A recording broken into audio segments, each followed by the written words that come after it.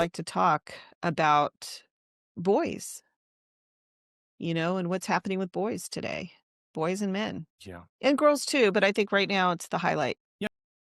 It's like the bubble has burst for men.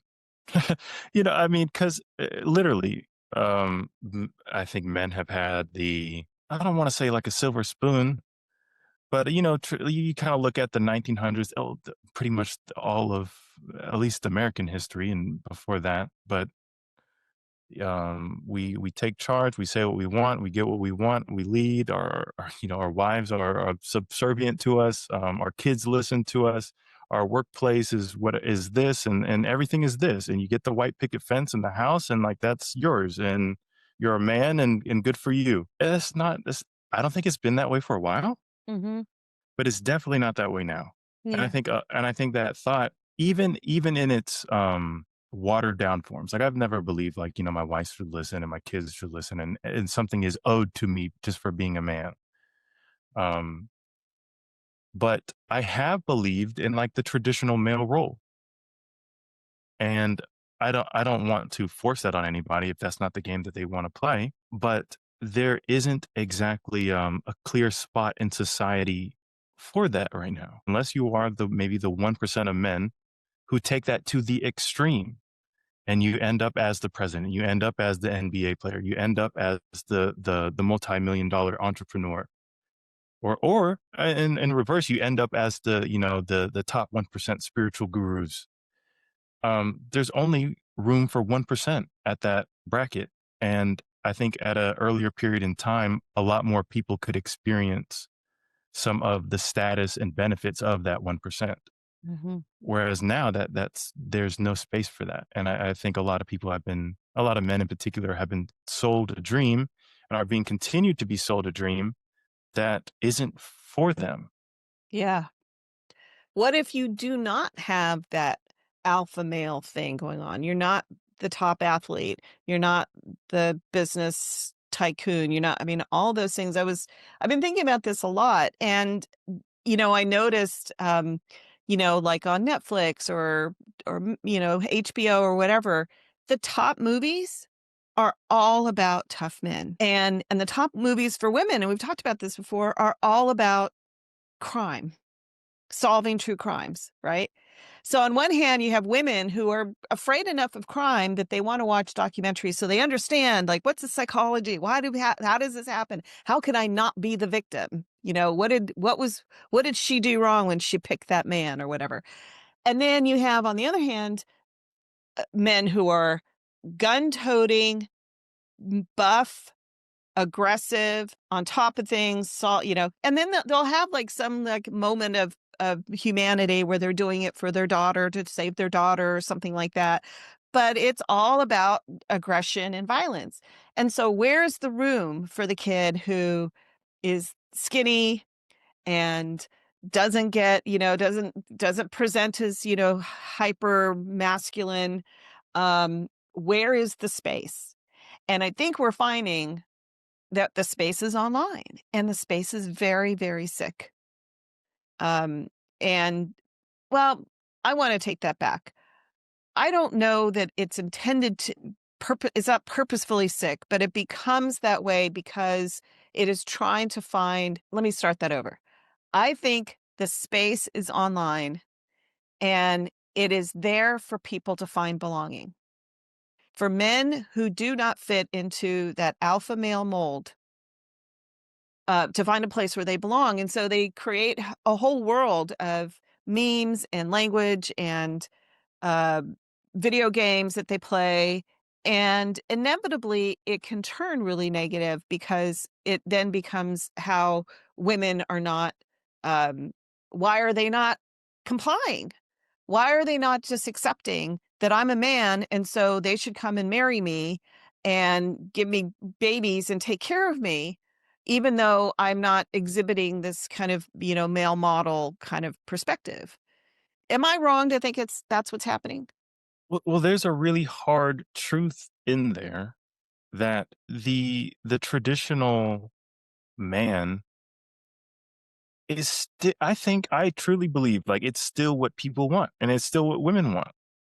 Like, I think the majority, like, of course, there's, maybe not 100%, but I think the majority of people look at and men included and women included of all ages still view like the traditional man as as what you should kind of be. You should have some strength. You should have some knowledge. You should be good at something. You should be useful. You should be helpful. You should be protective.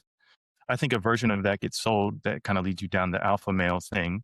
But I think the kind of like that online culture it can quickly become a place where men who don't want to fit that, or men who are not maybe not the most apt. And I don't think you have to become Superman. Mm-mm. You don't have to be Superman. You just, you should have your stuff together and be a decent dude. And most of the time people will be pretty dang happy with that. But I think there's a subsection of men who kind of go, if there's that alpha male extreme, there's the counterbalance to that, which is the man who starts to resent how things are, the man who feels like something is owed to them just for being them. And oh, well, that's not the way the world works, but I think in that, if you can find community around that, then it cultivates it even more.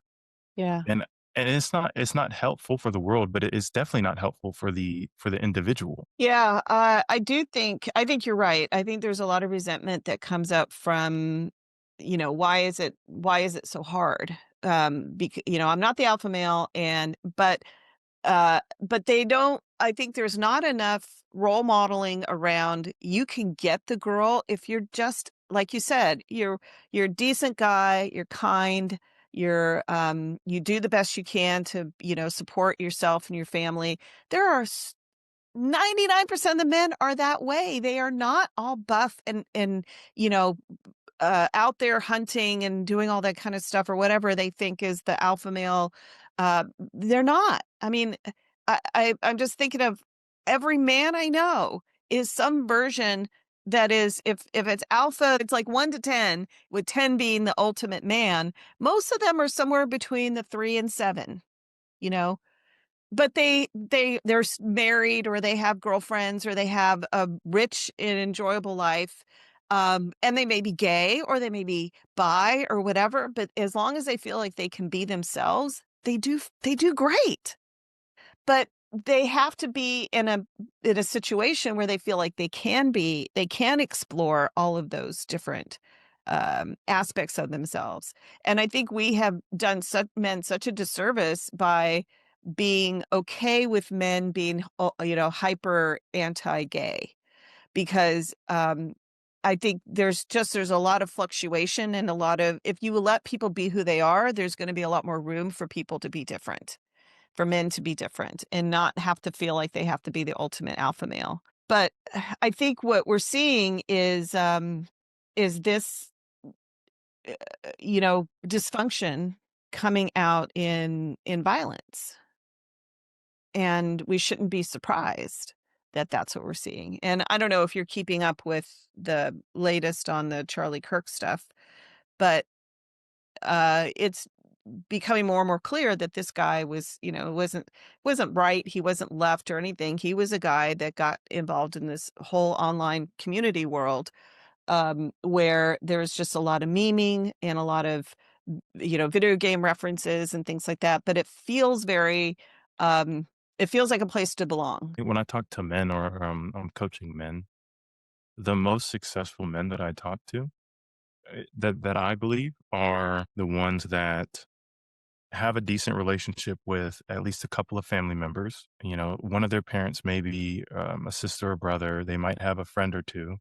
They don't have like a huge social circle. They just have, like two or three people in their life. Mhm, They have a job. They might not love it, but they can tolerate it and they can be consistent with it. They might have a couple of hobbies or go to the gym, nothing crazy. And, they date, or they have a girlfriend, or they're married. mhm. And And that's success, is what you're that, saying. I'm saying that is success, because I also talk to a lot of men who basically want that, but they almost have delusions of how it should look. Like, they want all these friends. They want the best job. They want the prettiest girl. They want this girl to treat them in a specific way. Men and women mostly have the same base needs, but I think for men, it kind of boils down, or at least what I'm seeing, and for myself too. You want a partner. You have a need to share some sort of intimacy with somebody, and this is for straight men and gay men. Mhm, You, you need some sort of intimacy that is with somebody that is not. It needs to be romantic intimacy. mhm, You need some way of providing for yourself. It doesn't need to be fully. Even if you're living with your parents, you have some money to go out on a Friday night or do something or take somebody out, mhm, and you do something that you like. Um, It doesn't have to be tied to money. It can be a hobby. It could just be something that gives you, just a creative outlet, a creative and emotional outlet. And men that don't have those, I talk to them and it's like, it's just I hate to say it, but it's like a bottomless pit. Like mm, the despairs never end. mhm, And the difference between, and in that subsection of men, there's, there's one type of man who will try. Okay, well, let me send in some job applications. Let me ask a girl for a date. Let me see if I like this new hobby. Let me just go out to the farmer's market. Let me do something. Let me try to get out of this. mhm, And then there are men that don't want solutions and almost want to simmer in the mhm, fact that the world has spited them. Nothing works for them. And it's not their fault. It's somebody else's fault. mm, And I think that's the core difference. Somebody that will take responsibility for them circumstances. And I think this is maybe the core trait of men that is maybe the most attractive, but a man that will take responsibility for his circumstances and a man that won't. yeah. I think in women, it's forgiven a little bit more because traditionally it's not looked down upon for a woman to rely on a man. Um, It is in my circles, but I think it depends on, where you're at, yeah. but I think, I mean, in a sense of I can let this person handle something for me. Mhm, mhm, yeah, true, yeah. And I think that's a much bigger stigma for men to get over than it is, for women. And almost like a stubbornness in some men that it's not about relying on someone or relying on yourself, but you have to be a part of something. If you're in this bottomless pit, that's where you are. You're in a void. You have to have some friends, you have to have a job, you have to have a hobby, you have to have something so that you're connected to something. And I think those men that don't have that, they end up in those they connect to those online communities and they Mm, connect to those memes. And then that's where they start to feel comfortable. And it's like junk food versus a meal. Like it might satiate you, but it's not healthy for you. And eventually it's gonna tear your body down. yeah, it's gonna tear you down. What do you think? I think there's levels of ways to address it. One is just societal levels that we give men a lot more grace to be be who you are, and it's okay to be struggling to figure it out, to make those friends, to get the nerve up to go and ask women out. All of those things that you're talking about, that you have to be proactive in order to get yourself to the next level. And also to kind of overcome that kind of universal law that says that you're a man, and so therefore everything should be, you should be able to get all that stuff automatically, and that has changed, and changed dramatically over the past just one generation even. you know I mean, I'm a little bit older, but I know my mom's generation, she couldn't have a credit card for a long time without my dad being on. I mean, she couldn't even have a bank account. I mean, it's crazy how I mean, so it's a very fast change, and I think a lot of men feel cheated that they don't get that. Or there's just a lot of men too that just don't have those kinds of skills, don't have that physique or the look, or or their parents didn't have that kind of money and things like that. Um, and well, answer that, and then I have another question for you. I lost track of the question. So what would be a good way for us kind of socially to address these kinds of feelings that, hey, I'm a man and I'm supposed to have a certain role in the society, and it's all over the place now, and I don't know how I'm supposed to be, and or I don't fit into the traditional alpha male role. How do we change society's kind of viewpoint if that's an option, Like, what could we be doing in mass to help people like that? Spend a little time off of, I guess, detaching a little bit, whether it's the video game, the internet, the social media, the TV, the radio. And it's just like kind of like you keep telling me, spend some time with yourself. Mhm. And that's my first answer because it there's a large portion of the economy that's driven off of fear and trying to sell you an image of yourself. Yeah. And if you believe that, and kind of like our conversation on beliefs, if that's what you believe, that's, I mean, you'll go for it, even if that's not what's going to work for you. Yeah. Yeah. That's a big thing that they're especially if you're in media at all, like online or watching stuff, and you're getting constantly fed these commercials that are now targeted towards you because, you think that they're just you're randomly getting commercials. You're not. You're getting ads and commercials on YouTube and online and things like that are directly targeted that know you're a male between the ages of, 18 and 26 or something. And so they're targeting all of your insecurities in order to sell you something. And that's just going to enhance those feelings of insecurity. There's an interesting thing that I notice, which is that a lot of men of color don't have the same I don't see at least the same kinds of feelings of, I don't know, being left behind and things like that. I just feel like the just generally looking at men of color seem to be able to adapt much easier to being who they are, or just having maybe having a sense of identity that is stronger, maybe, than maybe a white male does. I think that's, if I was to guess, I think culture. Mhm. 'Cause And there's so such strong culture in the yeah. well, I mean it in the sense that if your lineage, say like so what am I? I'm a sixth generation American Mhm, from, from well, on my dad's side, six generations ago, first ancestor coming in on the slave ship. From my mom's side, she immigrated from El Salvador. And so I'm an American, but I did not come from a lineage that came across a boat to settle. I didn't come to settle America.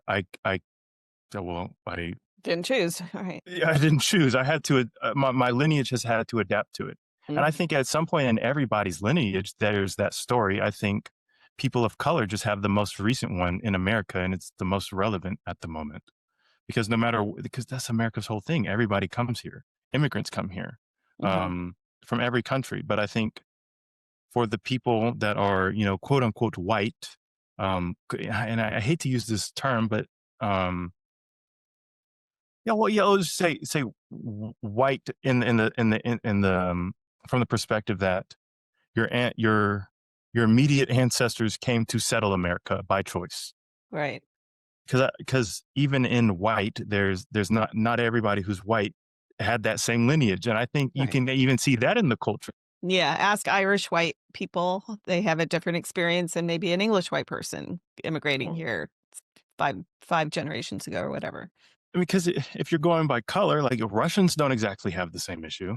Eastern Europeans don't usually have the same issue. Mhm, I think it's a very particular group, and I think that should be paid attention. I don't think it should be classified as white or color. I think you should look at your culture mhm. and to try to maybe understand where you are in in in time, in historical context. Where are you? That's interesting. So tell me, like, from your experience, what about your specific culture gives you a sense of a strong feeling of identity as a male that doesn't feel necessarily the same compulsion to achieve this kind of movie traditional man kind of perspective. And maybe it has something to do with religion. I don't know. Like, classical evangelical, I don't know. And it's probably going to be for me specifically. I picture, and I hate to bring up this imagery because it's got a little played out, but you look at all like the slave movies, especially all the slave movies that have been like the last 10 to 15 years. Mhm. The success for the slave, or even in the movies about, like in the 80s or the 50s or the 1900s for black people, it's always been like, if you can get a house, if you can get settled and no one's trying to burn it down, and you have your freedom and you have You're a winning. job, Right. you have it made. Yeah. There's not even like there's almost like there's a little bit, you see the rappers and the NBA stars, but I think there's a deeper like, um if you're on your own 2 feet and you can provide for a family and you have someone that loves you and you're connected to your family still, Mhm. you've made it. Yeah. Um, because there's such a recent, I think that it's important that there's such a recent picture of what things can look like. Like when my parents got married, in South Carolina, it was interracial marriage was still illegal. Yeah. Wow. And so for me, it's like, wow, like I could just go down to the courthouse and get married. Um, no one's trying to butt me out of a job because of my color. In fact, I'm actually kind of wanted because of my color. Mhm. It's all It's like, relative. I Yeah. have things pretty good. Yeah. Um, But see, and that doesn't play out when you talk to a lot of the folks that we worked with, in public housing, where the young men do not feel that sense of empowerment because there's poverty. They grew up in violence. They grew up with, I mean, it's just such a cliche now, but it is true that mostly without men in the house, because men have been round up and put in jail. In systemically in a way that's not fair. But so there is a disconnect. There is a class kind of difference too that comes up. culture, class, and I mean, there's probably a few other ones, but I think just, and it's hard to kind of separate that from personality. But I wouldn't say I had a cakewalk growing up, but I had just enough I had just enough hardship to keep my spirit alive and thinking that I could overcome it. Mhm. And I think when I look at the historical context, here I am, one of hundreds out of, I guess, my bloodline, you would call it that. Oh, okay, kind of, I got out, made it. And I know that's kind of cheesy. It's, like, Yeah. you're the one that made it. But like, even my dad had a brother. He didn't make it. None of the cousins really made it. There's no one, I can't think of anyone really from my family that has, or at least from my dad's side, that has gotten out of circumstances Mm. and who are still in those generational cycles.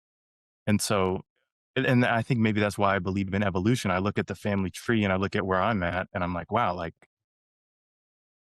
by no means of my own. And I still kind of had to dig my way out of it. But I was given just enough light to grow. Yeah. And that was not of my own choosing. On my mom's side too. Mhm. Her brother just passed away. They moved from El Salvador and they came to San Francisco, and he just kind of got swept up.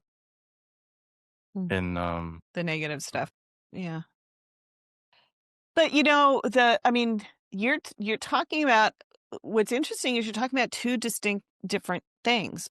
One is general success, being able to rise above and have a successful life, which is what you're experiencing, and the identity of masculinity, and that you can, and what I was alluding to is that, among men of color, I don't see a lot of identity issues around being masculine. Like there seems to be a lot of uh, kind of clear ideas of what it means to be masculine and an acceptance that this is what, and it's not always positive, for a lot of men, uh, that I have seen in the African American community. There's like two kinds. There's like two main. There's the guy who goes to church and is there for his family and is doing all that stuff. And then there's the guy who's out there. He's got, five different baby mamas and he's got, a lot going on and, maybe not legally and things like that. And that again is a class difference, but but there doesn't seem to be a lot of like, what does it mean to be a man? Or maybe there is and I'm just not seeing it in the same way. that I see is different in, like, white men who get involved in, like, uh, you know, racial supremacy kind of stuff and things like that. The alt-right and all that. My inclination is that it has something to do with American culture specifically. That might sound like a little bit of of an ass, but like the stereotype where like the white kid is calling their mom by the first name, Mhm, um, or and that I guess it's like the nuclear family, the Brady Bunch. mhm. I don't think that's exclusive to white people. I think it's just the best example because if you look at the population of America, the majority of people in America are white, or at least on paper, or some sort of white. Yeah. And I think beyond the white designation, if you got to participate in, like, I guess, the golden era of American culture, then you have a certain set of beliefs. If your parents did, or if your grandparents did, because you don't see a lot of these people, the school shooters and everything coming from, well, yeah, I could be wrong, but my understanding is that most of them do not come from, and I could definitely be speaking out of my ass, but most of them do not come from lower, um, working class or low income communities. No, they think they're mostly middle class. And I think that culture where something is handed down to you, or you get to follow the status quo, it's not there. So you have to scramble to figure out, either you're the type of person who's going to scramble, adapt, and figure it out, or you might not get to the alpha male. You might not get to the top echelons of what you think you deserve, but you're going to get something. You're going to be all right. Mhm, And there's a certain portion of people who still feel like, I think that still feel like they deserve it. mhm. And I think it's no matter what flavor you put on it, it's like an anger that there should be something here for me and there's not. But what do you think? Do I sound ignorant? No, no, 'Cause I think you're absolutely right. I think that in the end, and this is why it veers into race so often because, and it gets to because these kind of radicalized online communities are the ones that are the most racially, the most, why is a word escaping me?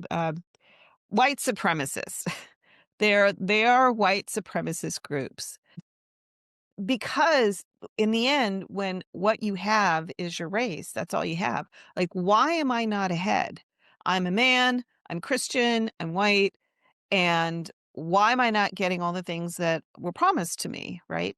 And so that takes you on that online world that we start out talking about that is like, ha ha ha, let's make fun of people who are weaker than us. So of course women, gay people, trans people become targets because they're easy targets. And then it grows into, we are entitled to all of these things, and then it turns into the bigger movement, which is, the most popular movement in our country, which is white supremacy. I think you're right that what separates, kind of the men from the men, the men who are trying, and they're doing the best they can, and they're finding success in smaller successes because that's what they had available to them. So like you said, if you're an immigrant, you're African American, or you're a person of color, a man of color, you're going to that came here to this country to find a better life. You're not expecting necessarily to be driving around a Rolls Royce.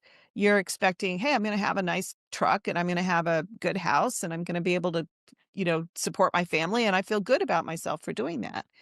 But if you're coming from a certain culture that says we're supposed to always be on top, then you're going to find those elements about yourself that are unique, that make you entitled to be on top, and you're going to feed that monster, kind of thing, in order to feel better about the fact that you are not on top. And I think there's just it feels really good to be told it's not your fault, and here's who you can blame for that, or here's what you can blame for that. That feels really empowering to people, and it gets a lot of people to follow you. And I think that's why, like, JD Vance is going to take over at least one show, I suppose, Charlie Kirk's show, because he wants that power over all those boys and men that follow Charlie Kirk. And yeah, there are girls that do too, that are looking for their space in the world too, and they wanna be a traditional wife, and they follow, certain religious edicts and things like that. And it may be authentic, or it just may be, what they think is expected of them. I think there's some overlap, but I think that is I think there's a little bit of overlap, but I think it's mostly a different thing than like young men in particular just going through their kind of like a coming of age. Like you're given, your grandpa had the wars. Even if your ancestors did come, on the Mayflower, like that wasn't easy, an easy thing to Yeah. do. No. Not writing any get out of jail free passes for the aftermath of some of those effects, but it still wasn't easy, no matter what culture you come from. Mhm. But and I think we're at a time right now where everybody kind of has to think on their feet and adapt. Yes. And I can understand that. I can understand the stress and the anxiety, and I'm there too. Yeah, yeah. I think the people that go down those deepest corners of that rabbit hole, who find themselves there, um, they deserve. I I don't think those people should taint kind of like the image that we have of young men just trying to find their way. I 100% agree, and I don't think they would go down that rabbit hole if we had a culture that was much more open. If, instead of all the movies being about, you know, the tough barbarian, or the cop with the gun and all of that. And instead, they were movies about, guys who were creative, and men who choose not to be married, and men who have one good friend, and have that friendship through their lives, and they're okay. And I don't know, just like letting people be who they are. And because we have all of these laws and rules, and that prevents a lot of men from just expressing who they are. And I think that's what's the real danger, is we don't allow that. There's basically one way to be a man, and if you're not that way, you're a loser. And I think that's really bad. And one thing I see, because my son, as you know, is into the kind of hardcore punk community, and they're all over the place. They're allowed to express themselves the way that they are. So there's gender bending, some there's some, really tough guys, and then there's some that are, the skinny kid, and that's really shy, but will get up and, mosh and do all this thing. And the other thing that I think is really important is that they get out, and they get out and they dance, right? And they get a lot of energy out. And I know my son comes back from a show and feels really good about himself, because he's gotten a lot of that kind of negative energy out. And so I think allowing kids to express themselves a little bit, and, where that's all this stuff about the furries and the trans kids and all of that.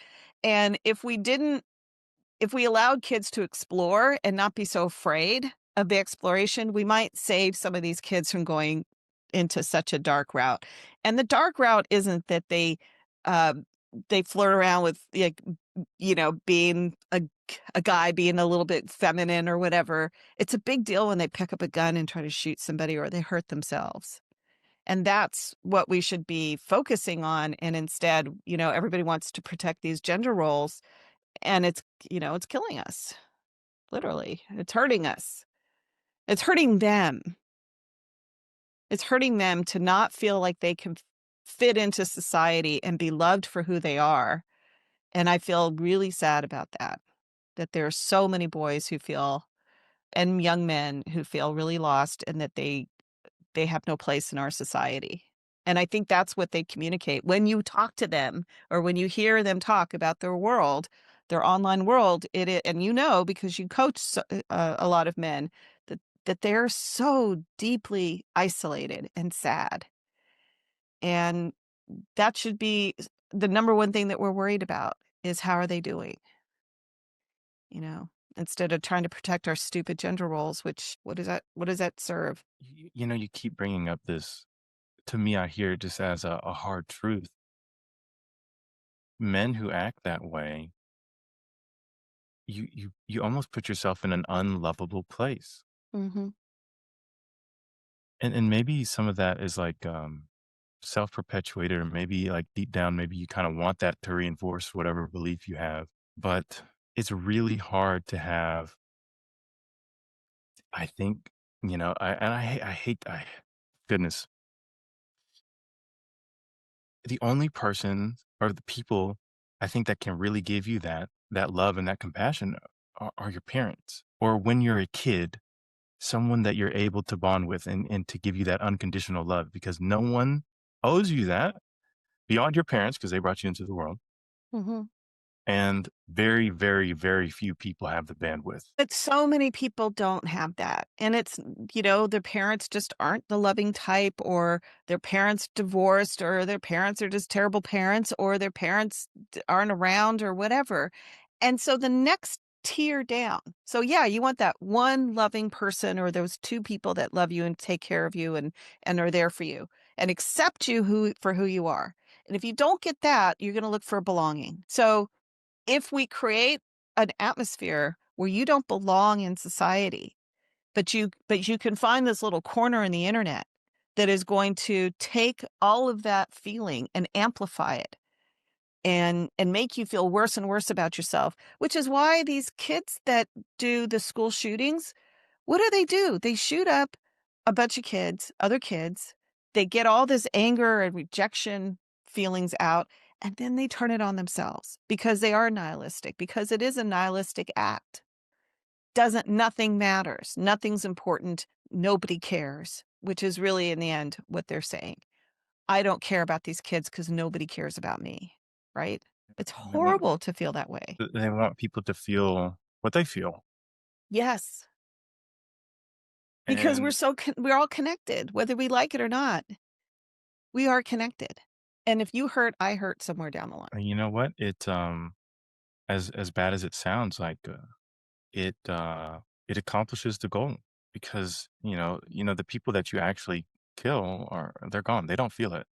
Mm, They feel scared for maybe some time, but the parents, the communities, mhm. all the people watching Society. the news, it inflicts a lot. One person can, it inflicts a tremendous amount of damage. And I I think it can work in reverse where, your parents are supposed to give you all the time in the world, all the love in the world. And oftentimes it doesn't happen. But if you can get 5 minutes here, if you can get 10 minutes there, if your coach can take an extra, couple minutes with you, if your teacher says an extra couple of words to you, if every interaction you have does not reinforce what you believe, your negative thoughts of yourself, like it takes a village.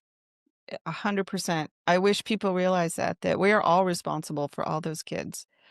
The good ones, the quote unquote good ones, as well as ones that are hurting. That, and it's those little things. It's the teacher recognizing that, you're the kid that's bullied, but I'm gonna recognize you because you're a really great artist. Or you have something about you that's interesting, or you're gonna whatever it is. The next door neighbor who, will talk to you and say something. I mean, just be there for people. Be there for these kids because there's so much influence around them online. There's so many, I mean, these kids, I know my kid is online, I hate to say it, 8 hours a day sometimes, just sitting there. Oftentimes he's listening to music and he's doing other stuff, but he's on his phone all the time, so yeah. Anyway, I think the bottom line is hopefully where people can listen that it's not like some great mystery why this happens, why young men, young boys go out and do these heinous acts, and that we need to give them a way to feel like they belong, even if they're not the perfect male specimen. Give them space to be who they are. Allow them and reward them for being the people that they are and not reject them out of our society, which is what we've been doing whether we realize it or not. If I could just maybe have a call to action, it just I've been on this string of watching some superhero movies. And so I watched Batman a couple of weeks ago. Batman Begins, The Dark Knight, that whole thing, and then I watched the new Wol not the new Wolverine, but, like, I think it came out in 2017, and immediately watching Wolverine, it's the opening scene is, like, him tearing, like, 10 people apart with his Mhm. claws, like, just super Mhm. gory. I look at my wife, and I'm like, "This is a way different superhero than Batman," Mhm. but they're both heroes. Mhm. The whole movie about Wolverine, he's angry, he's drinking, he's living in, like, this prison of his own making. He's not using his superpowers, and come to find out his real superpower is obviously his claws, but it's his anger. Yeah. And it's not until he redirects his anger towards, saving he finds out he has a daughter and there's this new, generation of mutants. He redirects his anger towards helping them. He doesn't change. Mhm. He's still basically like this angry dude who doesn't have his stuff together. But and whereas Batman is like this super organized, technical, strategic. He doesn't kill. Code of ethics, honor. Um, both work. I think for men out there who don't know their place, they don't know what to do. There's not a script that you have to follow. There's no archetype. And the ones that you see that are obvious might not be the ones for you. These men who are angry or lonely or sad or anxious, whatever it is, that there's power in there. Mhm. The only thing that separates the villain from the hero, as we've talked about so many times, is that the hero just directs it towards something good, Mhm. even if what they hold is something bad. Yeah. We need a story about that feeling of alienation, not fitting in, and having that power to direct it towards something good. And I'm sure there are stories out there. I just can't think of any. Well, you know what? Batman and Wolverine. I know what struck me about watching it as I'm older is that Batman was not popular. People did not like him. Mhm. People liked the symbol of Batman, but people did not like Bruce Wayne. Oh, interesting. I didn't know that.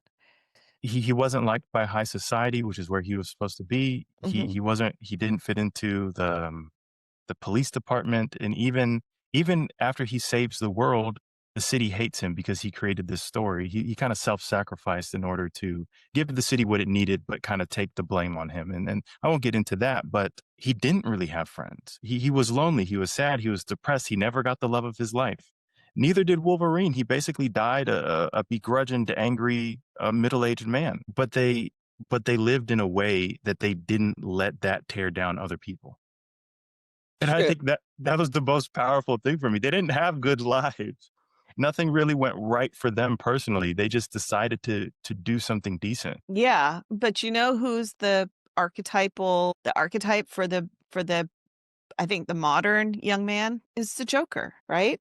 You Wants to get see the world shit on burn. and shit on and shit on, and finally you snap and you become the worst human being you can possibly become, and you laugh because nothing means anything. This goes back to something we were talking about earlier in the podcast about balance. In the Batman with the Joker has this line where he says basically like I'm your counterbalance. I don't want to kill you.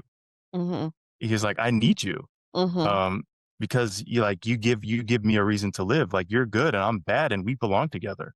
Yeah, And the yin and yang. and I think that's a scary thought. That is a scary thought for somebody to live that way, to actually make that the model of how you're going to live, which I think is and I think that story, that Joker story is I don't know if you saw the second Joker movie.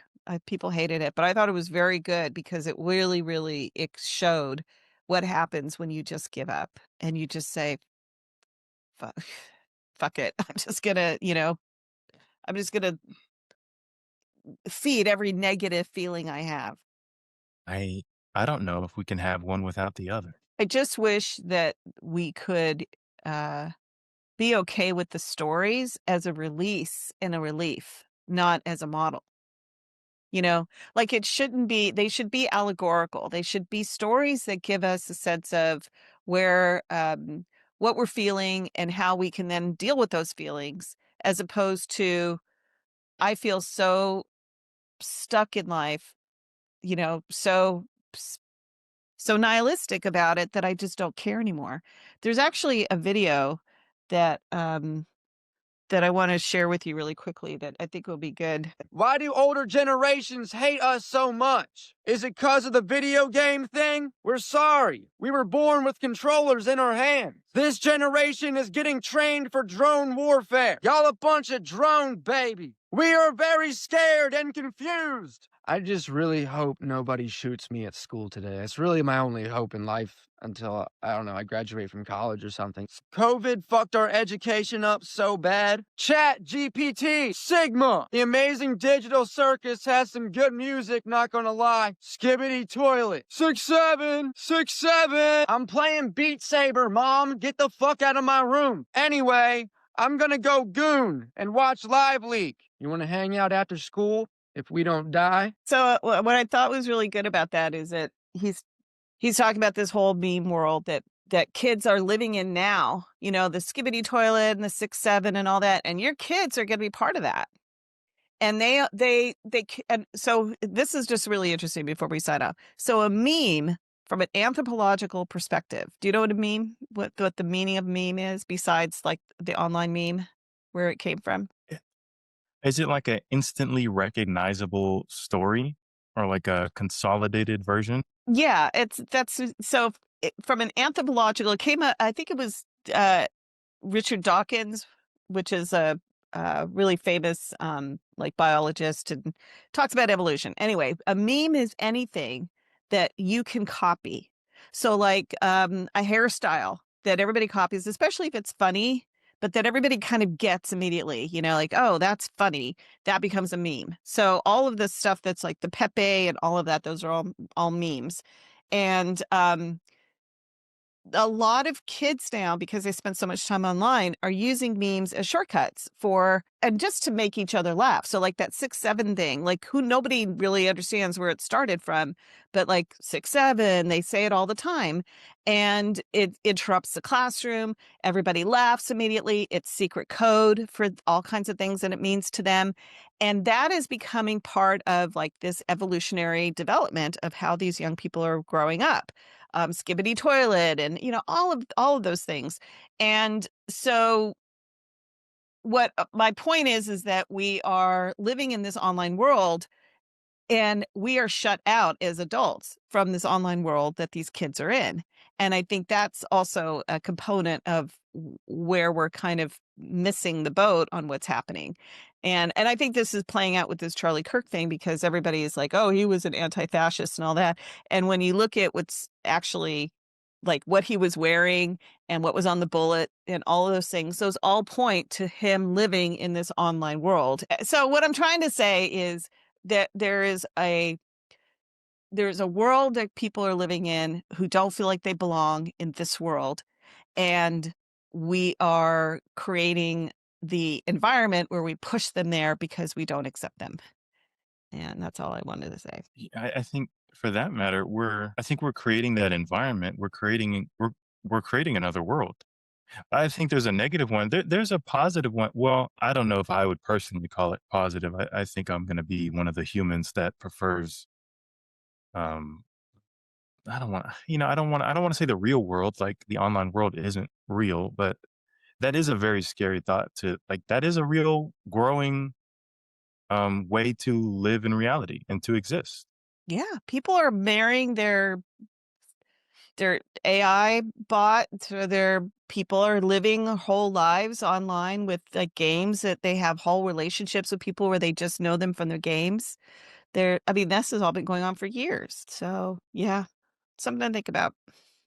We're not going to solve it. I think it's just, I mean, my purpose in talking about it is that I'm hoping that men who are listening to this, young men particularly, are recognizing that just because some sector of society says you have to be a certain way does not mean that you don't belong in society, and that we should be okay with however you show up. Whoever you are is who you are and should be accepted.